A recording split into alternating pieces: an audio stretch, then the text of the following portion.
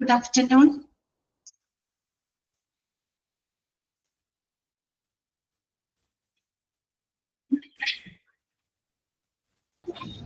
Good afternoon, ma'am. Okay, good afternoon.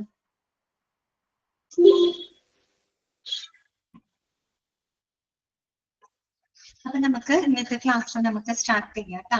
നമ്മള് medical equipments ആണ് പഠിച്ചുകൊണ്ടിരിക്കുന്നത്. കഴിഞ്ഞ ദിവസം നമ്മളൊരു 26 മെഡിക്കൽ എക്യുപ്മെന്റ്സുകൾ ഡിസ്കസ് ചെയ്തിരുന്നു. 26 കേട്ടോ. നമുക്ക് ടോട്ടൽ 43 നമുക്ക് പഠിക്കാനുണ്ട്. അതിനകത്ത് 26 നമ്മൾ കഴിഞ്ഞ ക്ലാസ്സിൽ പറഞ്ഞു കേട്ടോ. അതൊരു വായിച്ചു നോക്കിയോ നിങ്ങൾ? എളുപ്പമില്ലേ ആ ഭാഗങ്ങളൊക്കെ? ഓക്കെ ആണോ? ഓക്കെ അല്ലേ?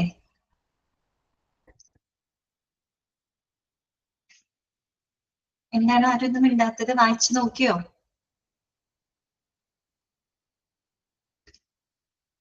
ഓക്കെ, ക്ലിയർ അല്ലേ? അവിടെ വരെയുള്ള ഭാഗങ്ങളൊക്കെ ക്ലിയർ അല്ലേ നിങ്ങൾക്ക്?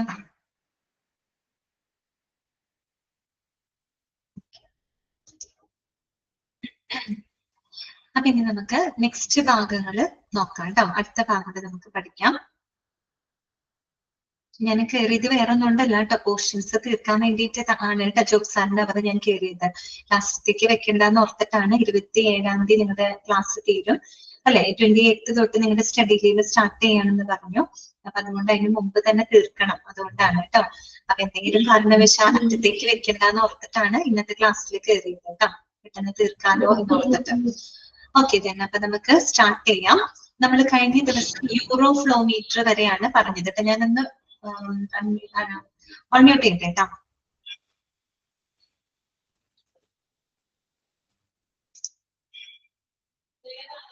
ഓക്കെ, അപ്പൊ നമ്മള് കഴിഞ്ഞ ദിവസത്തെ ക്ലാസ്സിൽ യൂറോ ഫ്ലോമീറ്റർ വരെയാണ് നമ്മൾ പറഞ്ഞു നിർത്തിയത്. നിങ്ങൾക്ക് എന്തെങ്കിലും സൗണ്ട് വരുന്നുണ്ടോ? പുറത്തുനിന്ന് എന്തെങ്കിലും സൗണ്ട് വരുന്നുണ്ടോ?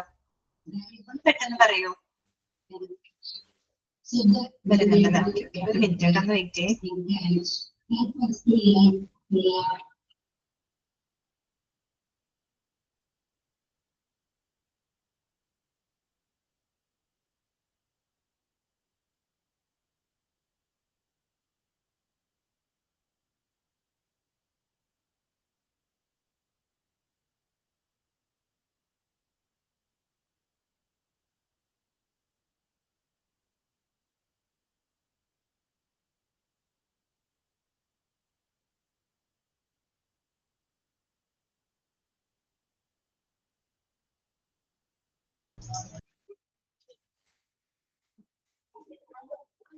ഓക്കെ, അപ്പൊ നമുക്ക് തുടങ്ങാം. യൂറോ ഫ്ലോമീറ്റർ വരെയാണ് കഴിഞ്ഞ ക്ലാസ്സിൽ നമ്മൾ പറഞ്ഞു നിർത്തിയത് കേട്ടോ. ഇനി നമുക്ക് നെക്സ്റ്റ് പഠിക്കാനുള്ള മെഡിക്കൽ എക്യുപ്മെന്റ് എന്ന് പറയുന്നത് ബൈനോക്കുലർ മൈക്രോസ്കോപ്പ് ആണ് കേട്ടോ. ഇതാണ് ബൈനോക്കുലർ മൈക്രോസ്കോപ്പ് കേട്ടോ.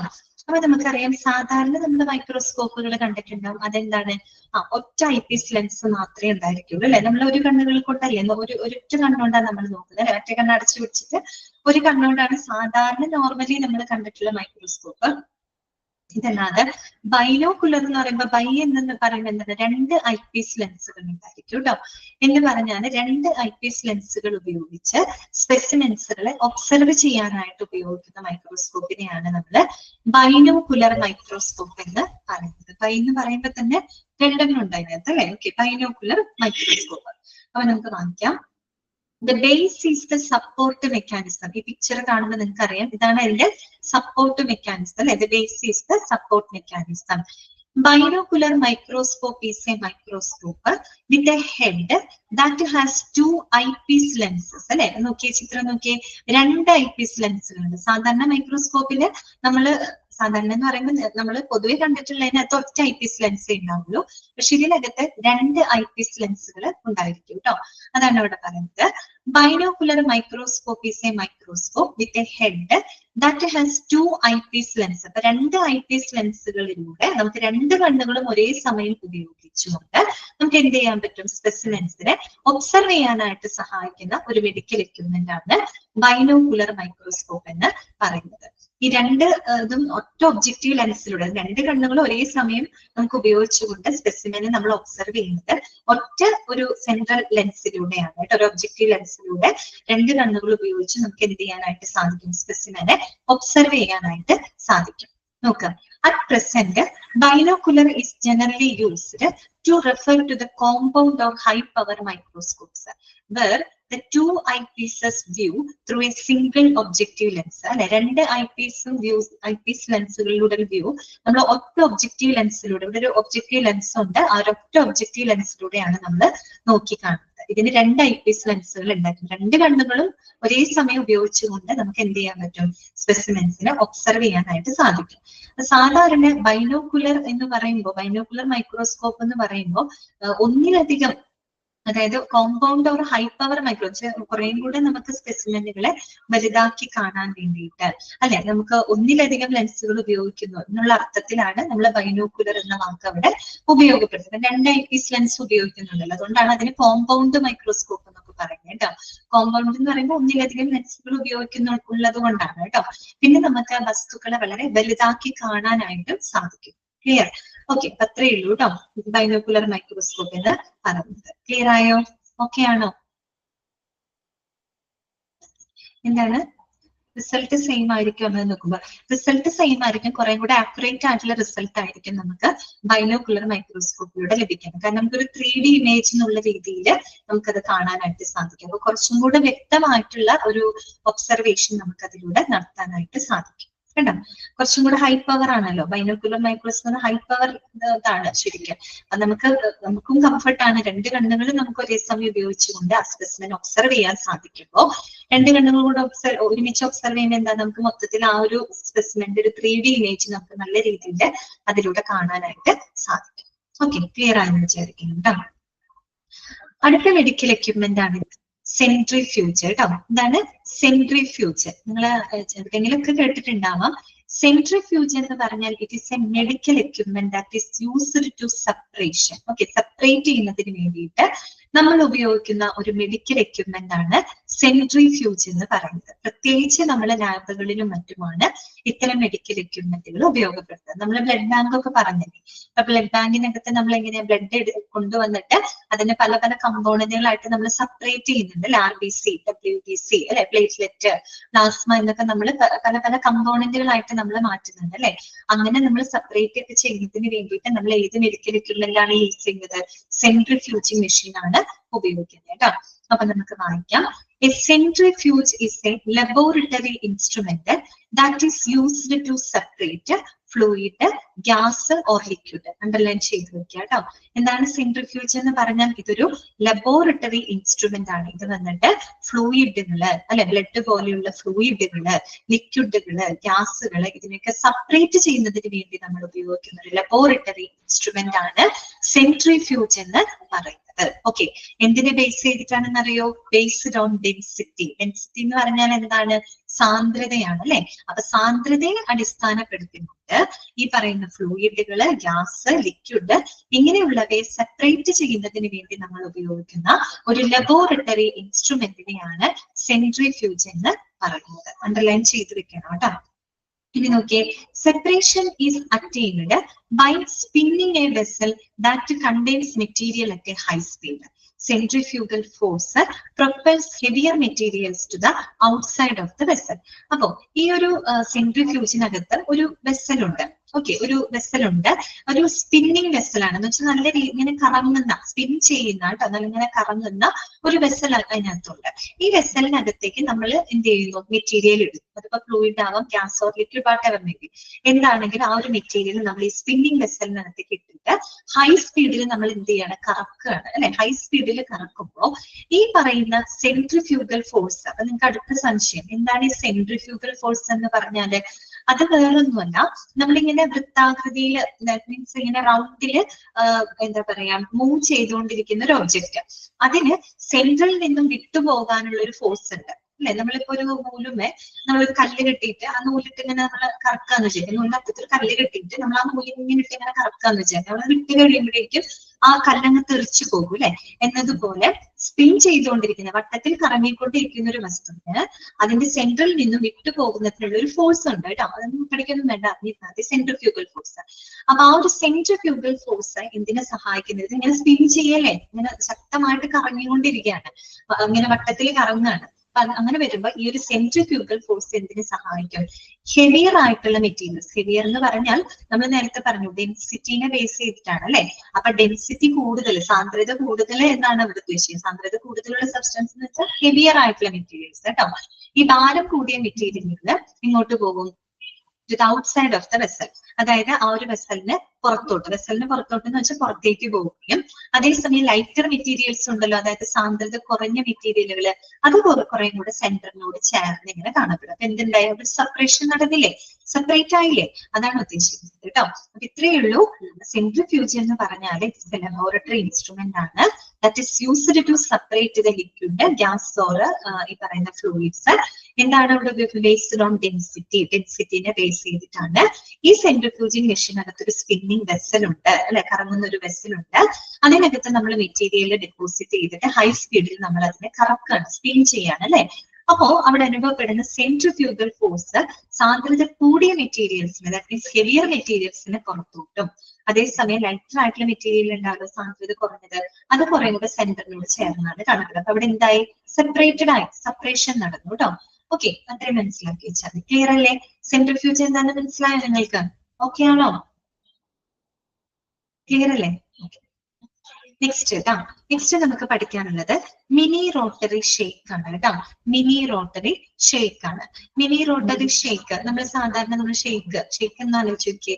എങ്ങനെ നമ്മൾ ഷേക്ക് ഉണ്ടാക്കുന്നത് എങ്ങനെയാ? എല്ലാ മെറ്റീരിയൽസും കൂടി ഇട്ടിട്ട് ഒരൊറ്റടിക്കലാണ് അല്ലെ, ഒരുമിച്ച് അങ്ങോട്ട് മിക്സ് ചെയ്യാണ് അല്ലെ. അതിനല്ലേ നമ്മൾ ഷേക്കൊക്കെ ഉണ്ടാക്കണം, ഷാർജി ഷേക്കൊക്കെ അങ്ങനെ ഉണ്ടാക്കുന്നത്. അപ്പൊ അങ്ങനെ ഒന്ന് ആലോചിച്ചാൽ മതി. മിനി റോട്ടറി ഷേക്കിന്റെ മിക്സ് ചെയ്യാൻ വേണ്ടിയിട്ട് ഉപയോഗിക്കുന്ന എക്യുപ്മെന്റ് ആണ് കേട്ടോ. ഷേക്ക് അങ്ങനെയല്ല, എല്ലാം കൂടി ഇട്ടിട്ടൊരു മിക്സിംഗ് ആണ് അല്ലെ, നല്ല ഷേക്ക് ആക്കുന്നത് എന്നതുപോലെ ആ പേരിൽ തന്നെ കിട്ടും. മിനി റോട്ടറി ഷേക്ക് എന്ന് പറഞ്ഞാൽ നമ്മൾ ഈ പറയുന്ന ഫ്ലൂയിഡ്സുകള്, ലിക്വിഡ്സുകളെ മിക്സ് ചെയ്യുന്നതിന് വേണ്ടിയിട്ട് നമ്മൾ ഉപയോഗിക്കുന്ന മെഡിക്കൽ എക്യുപ്മെന്റ് ആണ്. That is called mini rotary shake. Okay, വായിക്കാം നമുക്ക്. It helps to mix fluids in test tubes and glass vessels of different volumes. Underline ചെയ്ത് വെക്കണേ. It helps to mix fluids in test tubes and glass vessels of different volumes.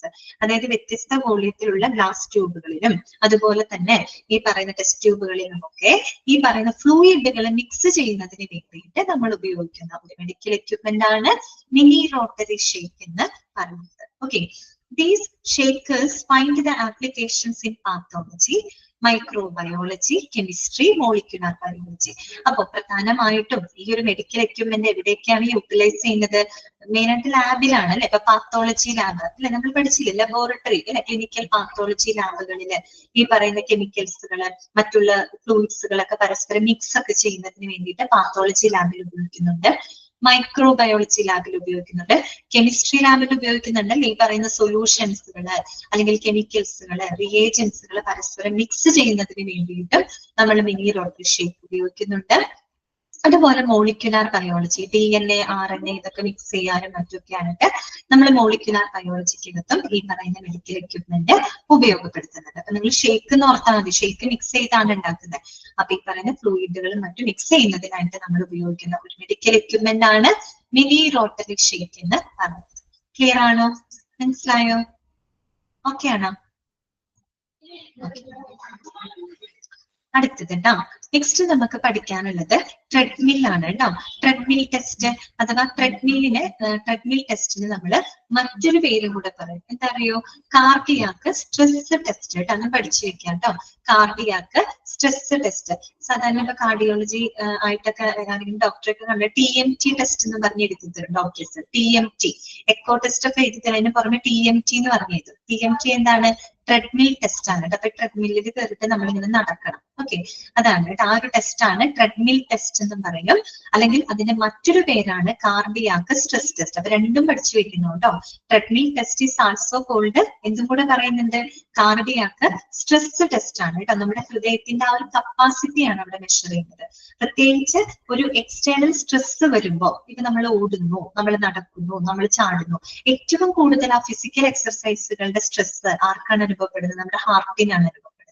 അപ്പൊ ഇത്തരത്തിലുള്ള physical exercise അല്ലെങ്കിൽ മറ്റുള്ള physical ആക്ടിവിറ്റികളൊക്കെ എത്രത്തോളം അതിന് നമ്മുടെ ഹാർട്ടിന് ആ ഒരു സ്ട്രെസ് എത്രത്തോളം നമ്മുടെ ഹാർട്ടിന് താങ്ങാനായിട്ട് പറ്റുന്നുണ്ട് എന്നത് മെഷർ ചെയ്യുന്ന ഒരു ടെസ്റ്റ് ആണ് കേട്ടോ ട്രെഡ്മിൽ ടെസ്റ്റ് അഥവാ കാർഡിയാക് സ്ട്രെസ് ടെസ്റ്റ് എന്ന് പറയുന്നത്. പിക്ചർ കണ്ടാൽ മനസ്സിലാവും. നോക്കുക കേട്ടോ, also known as A cardiac stress test കേട്ടോ, അണ്ടർലൈൻ ചെയ്ത് വെക്കാം.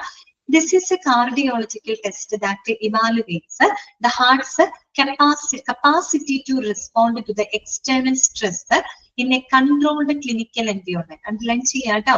Endana that this test evaluates the heart's capacity to respond to the external stress in a controlled clinical environment. അതായത് ഒരു കൺട്രോൾഡ് ഒരു നിയന്ത്രിതമായിട്ടുള്ള എൻവയോൺമെന്റിൽ നിന്നുകൊണ്ട് ഒരു എക്സ്റ്റേണൽ സ്ട്രെസ് എന്ന് വെച്ച് കഴിഞ്ഞാൽ ഫിസിക്കൽ എക്സർസൈസുകളായിരിക്കാം അല്ലെ, ഇപ്പൊ ഒരു ഓട്ടോ ചാട്ടോ അല്ലെങ്കിൽ നടത്തോ, ഇതൊക്കെ എന്താണ് എക്സ്റ്റേണൽ സ്ട്രെസ് ആണ്, നമ്മൾ കൊടുക്കുന്ന ഒരു ഫിസിക്കൽ ആക്ടിവിറ്റി ആണ് ഉദ്ദേശിക്കുന്നത് കേട്ടോ. അത്തരം എക്സ്റ്റേണൽ സ്ട്രെസ്സിനോട് റെസ്പോണ്ട് ചെയ്യാനുള്ള ഒരു ഹാർട്ടിന്റെ കപ്പാസിറ്റി ഇവാലുവേറ്റ് ചെയ്യുന്നതിനായിട്ട് ഉപയോഗിക്കുന്ന test that is called treadmill test അഥവാ കാർഡിയാക് സ്ട്രെസ് ടെസ്റ്റ് കേട്ടോ. The stress response is pursued by the excite or by drug stimulation. കേട്ടോ, excite means ഇവിടെ എക്സർസൈസ് എന്നുള്ള അർത്ഥമാണ് കേട്ടോ. അപ്പൊ എങ്ങനെയൊക്കെ നമുക്ക് ഈ സ്ട്രെസ് ക്രിയേറ്റ് ചെയ്യാം? എക്സസൈസ് കൊടുക്കാം അല്ലെ, ഇപ്പൊ ഒരു എക്സസൈസ് കൊടുക്കാം, അല്ലെങ്കിൽ ഏതെങ്കിലും ഡ്രഗ്സുകൾ നമുക്ക് ഇൻജെക്ട് ചെയ്തുകൊണ്ടും ആ ഒരു സ്ട്രെസ് നമുക്ക് ക്രിയേറ്റ് ചെയ്യാനായിട്ട് പറ്റും. അപ്പൊ അങ്ങനെ കൊടുക്കുന്ന സ്ട്രെസ്സിന് ഹാർട്ടിന് എത്രത്തോളം താങ്ങാനായിട്ട് പറ്റുന്നത്. ഇപ്പൊ നമ്മൾ ട്രെഡ്മില്ലിൽ കയറുമ്പോൾ നമ്മളുടെ ഇവിടേക്ക് ഒരു ഇലക്ട്രോഡ്സുകൾ ഘടിപ്പിക്കാം. ഈ ഇലക്ട്രോഡ്സുകൾ ഈ മോണിറ്ററുമായിട്ട് കണക്റ്റഡ് ആയിരിക്കും. എന്നിട്ട് ഇവര് ട്രെഡ്മില്ല് ഓൺ ചെയ്യും. ട്രെഡ്മിൽ ആദ്യം ഓൺ ചെയ്യുമ്പോൾ പതുക്കെ ആയിരിക്കും, പതുക്കെ ഇങ്ങനെ നടന്ന് പിന്നെ ഇങ്ങനെ പയ്യെ ഇങ്ങനെ സ്പീഡ് ഇങ്ങനെ കൂട്ടി നമ്മൾ മുറുക്കി പിടിച്ച് നിന്ന് അങ്ങനെ നടക്കണം. അപ്പൊ നമ്മൾ നടക്കുമ്പോൾ അവിടെ ഒരു ഫിസിക്കൽ സ്ട്രെസ് നമ്മൾ കൊടുക്കുകയാണ്. ആ സ്ട്രെസ്സിന് എത്രത്തോളം നമ്മുടെ ഹാർട്ടിന് താങ്ങാൻ പറ്റുന്നുണ്ടെന്ന് കറക്റ്റ് ആയിട്ട് അവിടെ മോണിറ്റർ ചെയ്യുന്നുണ്ടായിരിക്കും. ചിലർക്ക് അധികം സ്പീഡിൽ നടക്കാനൊന്നും പറ്റില്ല. അപ്പൊ ആദ്യം സ്ലോവിൽ ഇങ്ങനെ പതുക്കെ നടക്കും, പിന്നെ അത് സ്പീഡ് കൂട്ടും, കുറച്ചുകൂടെ സ്പീഡ്. അവസാനം ആകുമ്പോൾ നല്ലൊരു എന്താ പറയാ ശരിക്കും ഓടണം പോലത്തെ ഒരു അവസ്ഥയിലോട്ട് ട്രെഡ്മിൽ ഇങ്ങനെ അവര് എന്ത് ചെയ്യും വർക്ക് ചെയ്യും. ഓക്കെ, അങ്ങനത്തെ ഒരു ടെസ്റ്റ് ആണ് കേട്ടോ. ക്ലിയർ അല്ലേ? ട്രെഡ്മിൽ ടെസ്റ്റ് നിങ്ങൾ ആരെങ്കിലും ഒക്കെ ചെയ്തവരൊക്കെ ഉണ്ടാവുമെന്ന് വിചാരിക്കാം. ഓക്കെ, ട്രെഡ്മിൽ ടെസ്റ്റ് അല്ലല്ല, എക്കോ വേറെയാണ് കേട്ടോ മുസിന. എക്കോ എന്ന് പറഞ്ഞാല് അത് വേറെയാണ്. എക്കോ എന്ന് പറഞ്ഞാൽ ശരിക്കും എന്താണ്, നമ്മള് അൾട്രാസൗണ്ട്സ് ഉപയോഗിച്ചുകൊണ്ട് നടത്തുന്ന ഒരു സ്കാനിങ് പോലെയാണ് എക്കോ എന്ന് പറയുന്നത്. പ്രത്യേകിച്ച് നമ്മൾ എക്കോ കാർഡിയോഗ്രഫി കഴിഞ്ഞ ക്ലാസ്സിൽ നമ്മൾ പറഞ്ഞതാണത് അല്ലെ, അത് ക്ലിയർ ആയില്ലേ? അതായത് നമ്മുടെ ഹാർട്ടിന്റെ ഹൃദയ വാൽവുകള് അതുപോലെ ഹാർട്ടിലെ അറകള് ഇതൊക്കെ നമുക്ക് വിഷ്വലൈസ് ചെയ്യുന്നതിന് വേണ്ടി നമ്മൾ ഉപയോഗിക്കുന്ന അൾട്രാസൗണ്ട് വേവ്സ് ഉപയോഗിക്കുന്ന ഒരു ഇമേജിംഗ് ടെസ്റ്റ് ആണ് എന്ത് എക്കോ ടെസ്റ്റ് എന്ന് പറയുന്നത്. ഇതല്ല, ഇത് ട്രെഡ്മിൽ ടെസ്റ്റ് ആണ്. ഇത് വേറെ ടെസ്റ്റ് ആണ് കേട്ടോ. എക്കോയും TMT ഒക്കെ വ്യത്യാസമുണ്ട് കേട്ടോ. ഓക്കെ, അത് വേറെ. അത് ശരിക്കും പറഞ്ഞ അൾട്രാസൗണ്ട് വേവ്സ് ഉപയോഗിച്ച് നമ്മൾ ഹാർട്ടിന്റെ വാൽവുകള് ചേംബറുകളൊക്കെ നമുക്ക് എന്താ പറയാ ഇമേജ് ചെയ്യുന്നതിന് വേണ്ടിയിട്ടാണ് എക്കോ കാർഡിയോഗ്രഫി ഉപയോഗിക്കുന്നത്. അങ്ങനെ നമുക്ക് കണ്ടെത്താൻ പറ്റും ഹൃദയത്തിന്റെ വാൽവുകൾക്കൊക്കെ എന്തെങ്കിലും തകരാറുകളോ കാര്യങ്ങളോ ഒക്കെ ഉണ്ടെങ്കിൽ നമുക്ക് അറിയാൻ പറ്റും. അത് കൂടാണ്ട് TMT ടെസ്റ്റിന് ഡോക്ടർമാർ എഴുതി തരും. അത് നമ്മുടെ ഹാർട്ടിന് എത്രത്തോളം കപ്പാസിറ്റി ഉണ്ടെന്ന് അറിയാം. ചിലർക്ക് ഈ നടക്കുമ്പോൾ കിതപ്പ് അങ്ങനത്തെ ഒക്കെ വരുന്ന ആൾക്കാരില്ല, അവർക്കൊന്നും ഒക്കെ ഹാർട്ട് സംബന്ധമായിട്ടുള്ള പ്രോബ്ലംസ് ഉണ്ടായിരിക്കും. ഓക്കെ, അത് രണ്ടും വേറെയാണ് കേട്ടോ മൂസിന, രണ്ടും ഒന്നല്ല, വ്യത്യാസമാണ്. ഓക്കെ, നമ്മൾ കഴിഞ്ഞ ക്ലാസ്സിൽ പറഞ്ഞിരുന്നു. അടുത്തത് കേട്ടോ, നെക്സ്റ്റ് മെഡിക്കൽ എക്യുപ്മെന്റ് നമുക്ക് എല്ലാവർക്കും അറിയാവുന്നതാണ് ഗ്ലൂക്കോമീറ്റർ കേട്ടോ. ചിലർ വീടുകളിലൊക്കെ ഉപയോഗിക്കുന്നവരുണ്ടാവാം. ഓക്കെ, ഗ്ലൂക്കോമീറ്റർ ആ പേര് സൂചിപ്പിക്കുന്നത് പോലെ എന്തിനായിരിക്കും?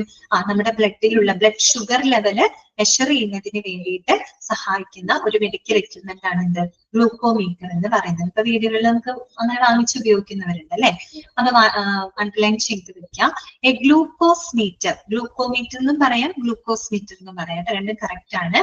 A glucose meter is a medical equipment which is used to determine the proper concentration of glucose in the blood. അത്രയുള്ളൂ എന്റെ വരാവുന്ന ചോദ്യം, അത്രയുള്ളൂ. അണ്ടർലൈൻ ചെയ്ത് വെക്കാം.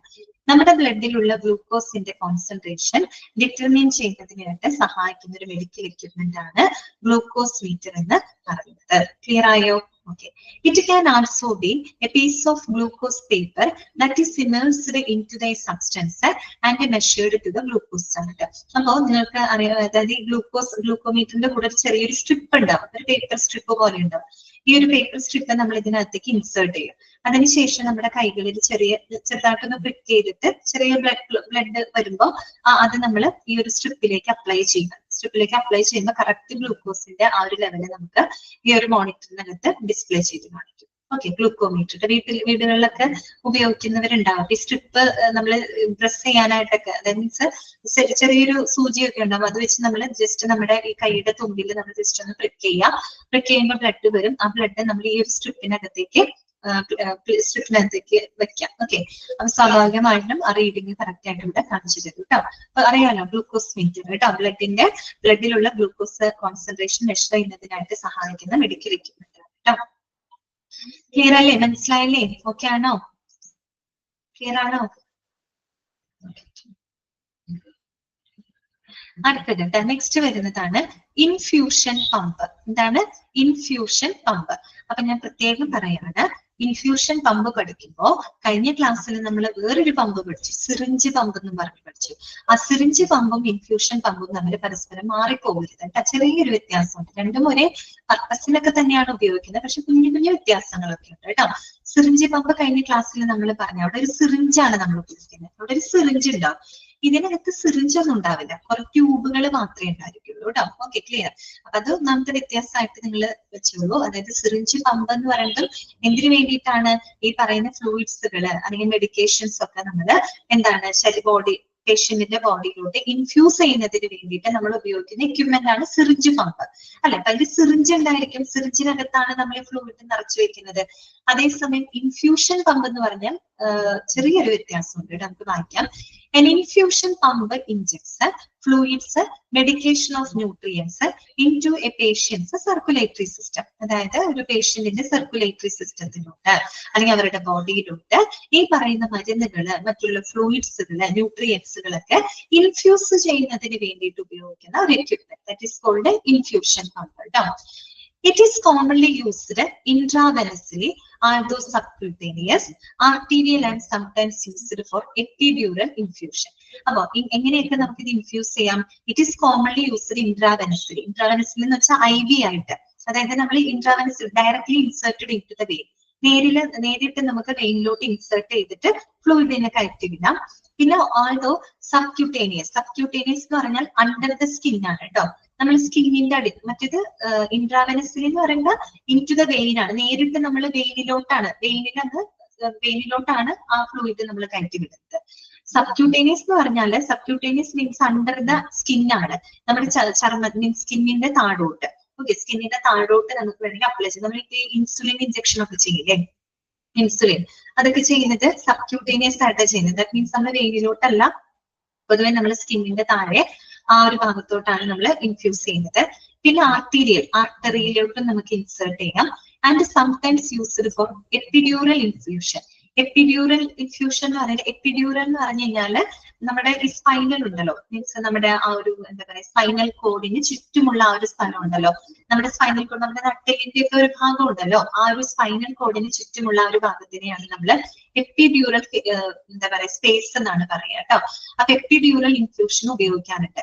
പ്രത്യേകിച്ച് സിസേറിയൻ ഒക്കെ ചെയ്യുന്ന സമയത്ത് നട്ടെല്ലിന്റെ അവിടെയാണ് ഇഞ്ചക്ഷൻ കൊടുക്കുന്നത്. എപ്പിഡ്യൂറൽ സ്പേസിലോട്ടാണ് ഇഞ്ചക്ട് ചെയ്യുന്നത് കേട്ടോ. നട്ടെല്ലിന് ചുറ്റുമുള്ള ആ സ്പൈനിന് ചുറ്റുമുള്ള ഏരിയ ഉണ്ടല്ലോ, വളച്ചിങ്ങനെ കിടത്തിയിട്ട് നട്ടെല്ലിലോട്ടാണ് ആ ഇഞ്ചക്ഷൻ കൊടുക്കുന്നത് കേട്ടോ.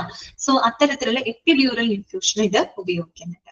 അപ്പൊ രണ്ടിന്റെയും പർപ്പസ് സെയിം ആണ്. സിറിഞ്ച് പമ്പ് ആയാലും ഇൻഫ്യൂഷൻ പമ്പ് ആയാലും എന്തിനു വേണ്ടി തന്നെ ഉപയോഗിക്കുന്നത്? ഫ്ലൂയിഡ്സുകള്, മെഡിക്കേഷൻസ് ഒക്കെ ബോഡിയിലേക്ക് ഇൻഫ്യൂസ് ചെയ്യുന്നതിന് വേണ്ടിയിട്ട് ഉപയോഗിക്കുന്ന എക്യുപ്മെന്റ് ആണ് സിറിഞ്ച് പമ്പ് ആയാലും ഇൻഫ്യൂഷൻ പമ്പ്. പിന്നെ സിറിഞ്ച് പമ്പിനകത്ത് ഒരു സിറിഞ്ച് ഉണ്ടായിരിക്കും, ഇൻഫ്യൂഷൻ പമ്പിനകത്ത് സിറിഞ്ച് അല്ല, പകരം കുറെ ട്യൂബുകളും കാര്യങ്ങളാണ്. പിന്നെ വ്യത്യാസം എന്ന് പറയുകയാണെങ്കിൽ സിറിഞ്ച് പമ്പിൽ നമുക്ക് പൊതുവെ നമുക്ക് എന്താ പറയാ ചെറിയ അളവിൽ കേട്ടോ, വളരെ ചെറിയ അളവിലൊക്കെ നമുക്ക് ഫ്ലൂയിഡ് ഇൻഫ്യൂസ് ചെയ്യാനൊക്കെ ആയിട്ട് സിറിഞ്ച് പമ്പ് ഉപയോഗിക്കാം. പക്ഷെ ഇൻഫ്യൂഷൻ പമ്പ് എന്ന് പറയുമ്പോൾ കുറെ കൂടെ വലിയ അളവിലൊക്കെ കേട്ടോ, കുറച്ചും കൂടെ കൂടുതൽ അളവിൽ, കൂടുതൽ വോളിയത്തിലൊക്കെ ഫ്ലൂയിഡ്സുകളൊക്കെ കയറ്റിവിടാനൊക്കെ ആയിട്ടാണ് പൊതുവെ എന്ത് ഉപയോഗിക്കുന്നത്? ഇൻഫ്യൂഷൻ പമ്പുകൾ ഉപയോഗിക്കുന്നത് കേട്ടോ. മനസ്സിലായോ? മാറിപ്പോകരുത് കേട്ടോ. നമ്മൾ കഴിഞ്ഞതിലേ സിറിഞ്ച് പമ്പ് അത് കണ്ട, സിറിഞ്ച് പമ്പിനകത്ത് ഒരു സിറിഞ്ച് ഉണ്ട് കേട്ടോ. ഓക്കെ, അത് പറയുന്നുണ്ട് administer gradually small amounts of fluid കേട്ടോ. ഫ്ലൂയിഡ്സ് ചെറിയ അളവിൽ കയറ്റി വിടാനായിട്ടാണ് പൊതുവെ സിറിഞ്ച് പമ്പ് ഉപയോഗിക്കുന്നത്. ഇൻഫ്യൂഷൻ പമ്പ് എന്ന് പറയുമ്പോൾ കുറച്ചുകൂടെ വലിയ വോളിയത്തിൽ ഫ്ലൂയിഡ്സിനെ കയറ്റിവിടാനായിട്ടാണ് എന്ത് ഉപയോഗിക്കുന്നത്, ഇൻഫ്യൂഷൻ പമ്പ് ഉപയോഗിക്കുന്നത് കേട്ടോ. ഇതെന്ന് പറഞ്ഞാൽ പൊതുവെ ഇൻട്രാവെനസിൽ ഉപയോഗിക്കാം, സബ്ക്യൂട്ടേനിയസ് മീൻസ് അണ്ടർ ദ സ്കിന്നിലോട്ട് നേരിട്ട് വിടാണെങ്കിൽ ആർട്ടറിയിലോട്ട് നമുക്ക് ചെയ്യാം കേട്ടോ. എപ്പിഡ്യൂറൽ ഇൻഫ്യൂഷന് വേണ്ടിയിട്ട് നമ്മളിത് ഉപയോഗപ്പെടുത്താം. ക്ലിയർ ആണല്ലോ? ഓക്കെ അല്ലേ? ഓക്കെ ആണോ? നിങ്ങൾക്കൊന്ന് പറയാമോ? ഓക്കെ. അടുത്തതൊക്കെ നമുക്ക് കുറെയൊക്കെ അറിയാവുന്ന ആൾക്കാരാണ് കേട്ടോ. എക്സ്റേ പഠിക്കാനുണ്ട്, CT സ്കാൻ, അതുപോലെ തന്നെ MRI സ്കാൻ ട്ടോ. ആദ്യത്തെ എക്സ്റേ സ്കാൻ ട്ടോ. സ്കാൻ അല്ല, എക്സ്റേ നോക്കാം. X-ray is a swift pain free procedure that is done to make images of the structures within the body, especially the bones. ഞാൻ വേറെ എക്സ്പ്ലനേഷൻ തരേണ്ട കാര്യമില്ല അല്ലെ. പ്രത്യേകിച്ച് നമ്മുടെ ബോണുകളുടെ, നമ്മുടെ എന്താ പറയാ, ഇന്റേണൽ സ്ട്രക്ചേഴ്സ് അല്ലെ, നമ്മുടെ ബോഡിയുടെ ഇന്റേണൽ സ്ട്രക്ചേഴ്സിലേക്ക് ഇമേജസ് എടുക്കാനായിട്ട് നമ്മൾ ഉപയോഗിക്കുന്ന വളരെ പെയിൻ ഫ്രീ ആയിട്ടുള്ള ഒരു പ്രൊസീജിയർ ആണ് എക്സ്റേ എന്ന് പറയുന്നത് അല്ലെ. ഓക്കെ, വേറെ അതിനെ കുറിച്ചൊന്നും പറയാനില്ല. This is Swift pain. Swift എന്ന് വെച്ചാൽ വളരെ വേഗത്തിൽ നമുക്ക് ചെയ്യാൻ പറ്റുന്ന ഒരു കാര്യമാണ് അല്ലെ. വളരെ സ്വിഫ്റ്റ് ആയിട്ടുള്ള പെയിൻ ഫ്രീ ആയിട്ടുള്ള പ്രൊസീജിയർ ആണ്. That is used to make the images of the structures within the body, especially the bones. പ്രത്യേകിച്ച് എല്ലുകളുടെയും മറ്റുമൊക്കെ ഇമേജസ് എടുക്കുന്നതിന് വേണ്ടി നമ്മൾ ഉപയോഗിക്കുന്ന ഒരു മെത്തേഡാണ് എക്സ്റേ അല്ലെ, എക്സ്റേ എന്ന് പറയുന്നത്. നെക്സ്റ്റ് വരുന്നതാണ് CT സ്കാൻ. എന്താണ് CT സ്കാൻ ട്ടോ? നമ്മൾ റേഡിയോളജിയിൽ നിങ്ങൾ പഠിച്ചിട്ടുണ്ട്. എന്താണ് CT സ്കാന്റെ ഫുൾ ഫോം? എന്താണ്? Computed tomography. കമ്പ്യൂട്ടർ എന്നല്ല കേട്ടോ, കമ്പ്യൂട്ടഡ് എന്നാണ് കേട്ടോ. A computed tomography scan or a CT scan that utilizes computer processed combinations of many X-ray measurements taken from the various angles to make the cross-sectional images of a particular areas of a scanned object, permitting the user to observe inside the object without tearing. അല്ലെ, CT scan അതിന്റെ തന്നെ full form പഠിച്ചു വെക്കുക. Computer tomography. Computer tomography എന്തിനു വേണ്ടി തന്നെ ഉപയോഗിക്കുന്നത്? നമ്മുടെ ആന്തരിക ഘടന അല്ലെ, നമ്മുടെ ഇന്റേണൽ സ്ട്രക്ചേഴ്സിലേക്ക് ഒരു ക്രോസ് സെക്ഷണൽ, വളരെ വിശദമായിട്ടുള്ള ക്രോസ് സെക്ഷണൽ ഇമേജസുകൾ എടുക്കുന്നതിന് വേണ്ടിയിട്ട് നമ്മൾ ഈ പറയുന്ന കമ്പ്യൂട്ടർ സാങ്കേതികതയും അതുപോലെ എക്സ്റേകളും, അവിടെയും എക്സ്റേ തന്നെയാണ് ഉപയോഗിക്കുന്നത്. പക്ഷെ ഒരു കൂട്ടം, ഒരു എന്താ പറയാ, ഒരു മിനി എക്സ്റേസ് ആണ് അവിടെ ഉപയോഗിക്കുന്നത് അല്ലെ. ഒരു കൂട്ടം എക്സ്റേസും അതുപോലെ തന്നെ കമ്പ്യൂട്ടർ സാങ്കേതികവിദ്യയൊക്കെ ഉപയോഗിച്ചുകൊണ്ട് നമ്മുടെ ഇന്റേണൽ സ്ട്രക്ചേഴ്സിന്റെ വളരെ വിശദമായിട്ടുള്ള ക്രോസ് സെക്ഷണൽ ഇമേജസ് എടുക്കാനായിട്ട് സഹായിക്കുന്ന ഒരു എന്താ പറയാ മെഷീനാണ് CT അല്ലെ, CT സ്കാൻ എന്ന് പറയുന്നത് അല്ലെ. CT സ്കാൻ എന്ന് പറയുന്ന എക്യുപ്മെന്റ്. ക്ലിയർ ആയല്ലോ? അപ്പൊ അവിടെ എന്തെങ്കിലും ഉപയോഗിക്കുന്നത് ഈ പറയുന്ന എക്സ്റേസ് തന്നെയാണ് ഉപയോഗിക്കുന്നത്. എക്സ്റേകൾ തന്നെയാണ് ഉപയോഗിക്കുന്നത്. പല പല ആംഗിളിൽ നിന്നും എന്താ പറയുക എക്സ്റേകൾ ഉപയോഗിച്ചുകൊണ്ട് ഒരു ക്രോസ് സെക്ഷണൽ ഇമേജ് എടുക്കാനായിട്ട് ഈ പറയുന്ന കമ്പ്യൂട്ടർ സിസ്റ്റംസും കൂടെ നമ്മൾ അതിന്റെ കൂടെ ഉപയോഗപ്പെടുത്തുന്നുണ്ട്. അങ്ങനെയുള്ളൊരു മെത്തേഡാണ് CT സ്കാൻ എന്ന് പറയുന്നത് കേട്ടോ. ഓക്കെ, അടുത്തതാണ് MRI സ്കാൻ. MRIയുടെ ഫുൾ ഫോം എന്താണ്? Magnetic resonance imaging. എന്താണ്? Magnetic resonance imaging. അതെന്താണ്? It makes sure of a large magnet and radio waves to observe the organ. Okay, correct ആണ് കേട്ടോ Suhaina. To observe organ structures inside the body. Underline ചെയ്ത് വെക്കുക കേട്ടോ. Magnetic resonance ഇമേജിങ്ങിന്റെ പ്രത്യേകത എന്താണ്? ഇതും ഈ പറയുന്ന പോലെ ഒരു ഇമേജിംഗ് ടെസ്റ്റ് തന്നെയാണ് അല്ലെ. നമ്മുടെ ഇന്റേണൽ സ്ട്രക്ചേഴ്സിന്റെ ഈ പറയുന്ന ഇമേജ് എടുക്കാനായിട്ട് നമ്മൾ ഉപയോഗിക്കുന്ന ഒരു മെത്തേഡാണ്. പക്ഷെ ഇവിടെ എന്താ നമ്മൾ ഉപയോഗിക്കുന്നത്? മാഗ്നറ്റിക് ഫീൽഡ് ആണ് നമ്മൾ ഉപയോഗിക്കുന്നത് അല്ലെ. ഒരു ശക്തമായിട്ടുള്ള ഒരു കാന്തിക മണ്ഡലം അല്ലെ, മാഗ്നറ്റിക് ഫീൽഡും അതുപോലെ റേഡിയോ വേവ്സും ഉപയോഗപ്പെടുത്തിക്കൊണ്ട് ഇന്റേണൽ സ്ട്രക്ചേഴ്സിന്റെ ഇമേജസ് എടുക്കാൻ സഹായിക്കുന്ന എന്താണ് ഒരു ടെക്നിക്കാണ് MRI എന്ന് പറയുന്നത്. CTയും MRIയും തമ്മിലുള്ള വ്യത്യാസം മനസ്സിലായില്ലേ? CT സ്കാൻ എന്ന് പറയുമ്പോഴും രണ്ടും എന്ത് തന്നെയാണ്? ഈ പറയുന്ന ഇന്റേണൽ സ്ട്രക്ചേഴ്സിന്റെ ഇമേജസ് എടുക്കാൻ വേണ്ടി ഉപയോഗിക്കുന്ന ഇമേജിംഗ് ടെസ്റ്റുകൾ തന്നെയാണ്. CT സ്കാനിൽ ഉപയോഗപ്പെടുത്തുന്നത് എക്സ്റേസ് തന്നെയാണ്. എക്സ്റേസും കമ്പ്യൂട്ടർ സാങ്കേതികവിദ്യ ഉപയോഗപ്പെടുത്തിക്കൊണ്ടാണ് ക്രോസ് സെക്ഷൻ ഇമേജ് എടുക്കുന്നത്. മാഗ്നറ്റിക് റെസൊണൻസ് ഇമേജ് ആ പേരിൽ തന്നെ ഉണ്ട് അല്ലെ. മാഗ്നറ്റിക് എന്ന് പറയുമ്പോൾ തന്നെ ഇവിടെ മാഗ്നറ്റിക് ഫീൽഡും റേഡിയോ വേവ്സുമാണ് ഉപയോഗപ്പെടുത്തുന്നത് കേട്ടോ. CTയിൽ എക്സ്റേ ഉപയോഗിക്കുന്നു, MRIക്കകത്ത് മാഗ്നറ്റിക് ഫീൽഡും അതുപോലെ റേഡിയോ വേവ്സും ഉപയോഗപ്പെടുത്തിക്കൊണ്ട് ഇന്റേണൽ സ്ട്രക്ചേഴ്സിന്റെ ഇമേജസ് എടുക്കുന്ന ആ ഒരു ടെസ്റ്റാണ് കേട്ടോ MRI എന്ന് പറയുന്നത്. MRI ഓക്കെ, മാഗ്നറ്റിക് ഫീൽഡും റേഡിയോ വേവ്സ് ആണ് ഇവിടെ ഉപയോഗപ്പെടുത്തുന്നത്. മറ്റൊരു എക്സ്റേ ആണ് കേട്ടോ ഉപയോഗിക്കുന്നത്. അതാണ് മെയിൻ ആയിട്ടുള്ള വ്യത്യാസം. ഇനി നോക്കാം, Health care professionals makes use of MRI scans to diagnose various of conditions that affect. ഇനി പൊതുവെ MRI സ്കാനുകൾ എന്തൊക്കെ കാര്യങ്ങൾ ഡയഗ്നൈസ് ചെയ്യാനായിട്ട് ഉപയോഗപ്പെടുത്തുന്നുണ്ട്, എന്തിനൊക്കെ അഫക്ട് ചെയ്യുന്ന കാര്യങ്ങൾക്ക് ഉപയോഗപ്പെടുന്നു? ഒന്ന് ബ്രെയിൻ ആൻഡ് സ്പൈനൽ കോഡ് അല്ലെ, നമ്മുടെ തലച്ചോറ് അല്ലെങ്കിൽ നമ്മുടെ സ്പൈനൽ കോഡ് അല്ലെ, അതുമായിട്ട് ബന്ധപ്പെട്ട് വരുന്ന പ്രശ്നം. പ്രത്യേകിച്ച് നമ്മൾ ഈ സ്ട്രോക്ക് ഇഷ്യൂസ് ഒക്കെ വന്നു കഴിഞ്ഞ് കഴിഞ്ഞാൽ ഉടനെ MRI എഴുതി തരും അല്ലെ. MRI കൂടുതൽ അങ്ങനെയുള്ള കാര്യങ്ങൾക്കാണ് ഉപയോഗിക്കുന്നത് അല്ലെ. ബ്രെയിൻ ആൻഡ് സ്പൈനൽ കോഡ് അല്ലെ, തലച്ചോറ് സ്പൈനൽ കോഡുമായിട്ട് ബന്ധപ്പെട്ട പ്രശ്നങ്ങള്. അതുപോലെ ബോൺസ് ആൻഡ് ജോയിന്റ്സ്, എല്ലുകള് സന്ധികള്, ഇതുമായിട്ട് ബന്ധപ്പെട്ട പ്രശ്നങ്ങള്. ബ്രസ്റ്റ്, ഓക്കെ, ബ്രസ്റ്റ് സംബന്ധമായിട്ട് വരുന്ന ഇഷ്യൂസുകള്. ഹാർട്ട് ആൻഡ് ബ്ലഡ് വെസൽസ്, അതുപോലെ നമ്മുടെ ഹാർട്ടിന്റെയും ബ്ലഡ് വെസൽസിന്റെ ഒക്കെ ഇമേജസിന് MRI ഉപയോഗിക്കുന്നുണ്ട്. പിന്നെ ഹാർട്ടിന് വേറെ കുറെ മെത്തേഡുകൾ ഉണ്ട്, എക്കോ കാർഡിയോഗ്രഫി ഇതൊക്കെ ഉള്ളത് കൊണ്ട് കൂടുതൽ അതാണ് ഉപയോഗിക്കുക. പക്ഷെ എങ്കിലും MRIയും അവിടെ ഉപയോഗപ്പെടുത്തുന്നുണ്ട് കേട്ടോ. ക്ലിയർ ആയോ? ഓക്കെ ആണോ നിങ്ങൾക്ക്? എക്സ്റേ, CT, MRI ഇവയൊക്കെ തമ്മിലുള്ള വ്യത്യാസങ്ങൾ ഓക്കെ ആണോ നിങ്ങൾക്ക്? തെറ്റില്ലല്ലോ. MRI എന്ന് പറഞ്ഞാൽ മാഗ്നറ്റിക് റെസൊണൻസ് ഇമേജ്. മാഗ്നറ്റ് തന്നെ കേൾക്കുമ്പോൾ അവിടെ മാഗ്നറ്റിക് ഫീൽഡും റേഡിയോവേഴ്സും ഉപയോഗപ്പെടുത്തിക്കൊണ്ട് ഇമേജ് എടുക്കും. CT എന്ന് പറയുമ്പോൾ കമ്പ്യൂട്ടർ ടോമോഗ്രഫി, അവിടെ എക്സ്റേയും കമ്പ്യൂട്ടർ സംവിധാനങ്ങൾ ഉപയോഗിച്ചുകൊണ്ട് ഇമേജ് എടുക്കും. അതാണ് ഏറ്റവും വലിയൊരു വ്യത്യാസം.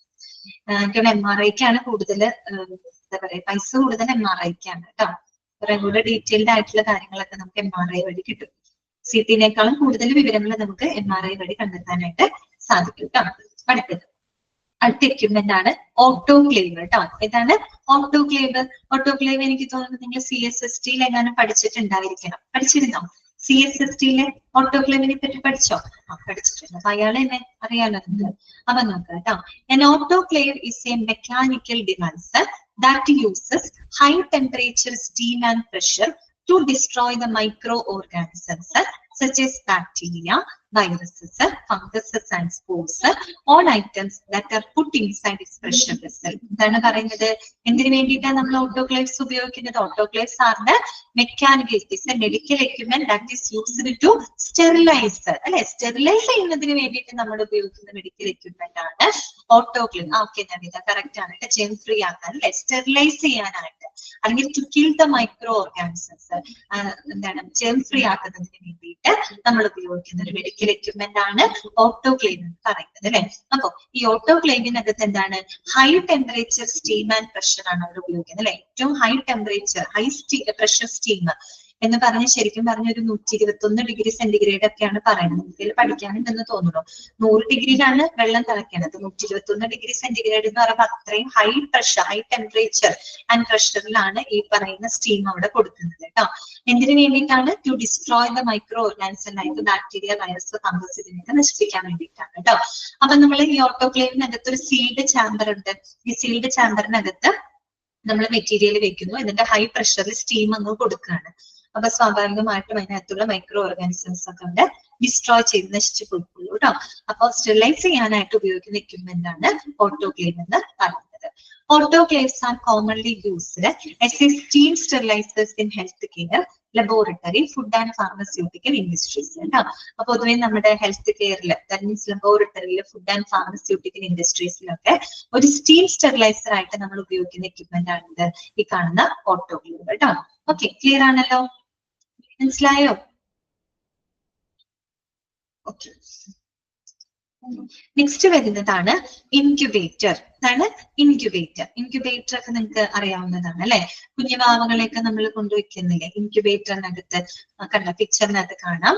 അപ്പൊ നോക്കാം. An infant incubator is a small equipment commonly used in pediatric hospitals, birthing centers and neonatal intensive care units. അല്ലെ, സാധാരണ ഇത്തരത്തിലുള്ള ഇൻഫാന്റ് ഇൻക്യുബേറ്റർ നമ്മൾ എവിടെയാണ് ഉപയോഗിക്കുന്നത്? പീഡിയാട്രിക് ഹോസ്പിറ്റൽ, അതിൽ എന്താണ് ബർത്തിങ് സെന്ററുകൾ, അല്ലെങ്കിൽ NICU, നിയോനാറ്റൽ ഇന്റൻസീവ് കെയർ യൂണിറ്റുകളിലൊക്കെയാണ് നമ്മൾ ഇത്തരത്തിലുള്ള ഇൻക്യുബേറ്ററുകൾ ഉപയോഗപ്പെടുത്തുന്നത്. പ്രത്യേകിച്ച് ഈ പറയുന്ന എന്താ പറയാ പ്രിമച്വർ ബേബീസ് ഒക്കെ ഉണ്ടാവുമല്ലോ, മാസം തികയാതെ പ്രസവിക്കുന്ന കുഞ്ഞുങ്ങള്. അപ്പൊ അവരുടെ ആ ഗ്രോത്തിനെ ഒന്ന് എന്താണ് കൺട്രോൾ ചെയ്യുന്നതിന് വേണ്ടിയിട്ട്, അവരുടെ ആ ഗ്രോത്ത് കറക്റ്റ് ചെയ്യുന്നതിനൊക്കെ വേണ്ടിയിട്ടാണ് നമ്മൾ ഇത്തരത്തിലുള്ള ഇൻക്യുബേറ്ററിനകത്ത് അവരെ വെക്കുന്നത് അല്ലെ. ഓക്കെ, അറിയാലോ ഇൻഫാന്റ് ഇൻക്യുബേറ്റർ എന്താണ്. ഇനി നോക്കാം. Possibly the most apparent function of an infant incubator is to safeguard infants during the earliest stage of life കേട്ടോ. അപ്പൊ കുഞ്ഞുങ്ങളെ സംബന്ധിച്ച് അവരുടെ ഏർലിയസ്റ്റ് സ്റ്റേജ് ഓഫ് ലൈഫ് എന്ന് വെച്ചാൽ പ്രിമച്വർ ബേബീസ് ഒക്കെ ഉണ്ടാവില്ലേ, മാസം തികയാതൊക്കെ പ്രസവിക്കുന്ന കുഞ്ഞുങ്ങള്. അപ്പൊ അങ്ങനെയുള്ള കുഞ്ഞുങ്ങളെ സേഫ് ഗാർഡ് മീൻസ് അവരെ പ്രൊട്ടക്ട് ചെയ്യുന്നതിന് വേണ്ടിയിട്ടാണ് പ്രധാനമായിട്ടും നമ്മൾ എന്തുപയോഗിക്കുന്നത്, ഇൻഫാന്റ് ഇൻക്യുബേറ്റേഴ്സ് യൂസ് ചെയ്യുന്നത്. ക്ലിയർ ആണല്ലോ? ഓക്കെ ആണോ? മനസ്സിലായോ? ക്ലിയർ അല്ലേ? അടുത്തത് കേട്ടോ, നെക്സ്റ്റ് എക്യുപ്മെന്റ് ആണ് മെഡിക്കൽ റെഫ്രിജറേറ്റർ കേട്ടോ. മെഡിക്കൽ റെഫ്രിജറേറ്റർ കണ്ട അതിന്റെ പിക്ചർ അവിടെ കൊടുത്തിട്ടുണ്ട്. നമ്മുടെ വീട്ടിൽ ഉപയോഗിക്കുന്ന റെഫ്രിജറേറ്ററിന്റെ ഒരു സ്ട്രക്ചർ ആണ്, അല്ല വ്യത്യാസം ഉണ്ട് അല്ലെ. ഒരുപാട് ട്രെയിനുകളും ഷെൽഫുകളും ഒക്കെ ധാരാളം വെക്കുന്നത് ഉണ്ട്.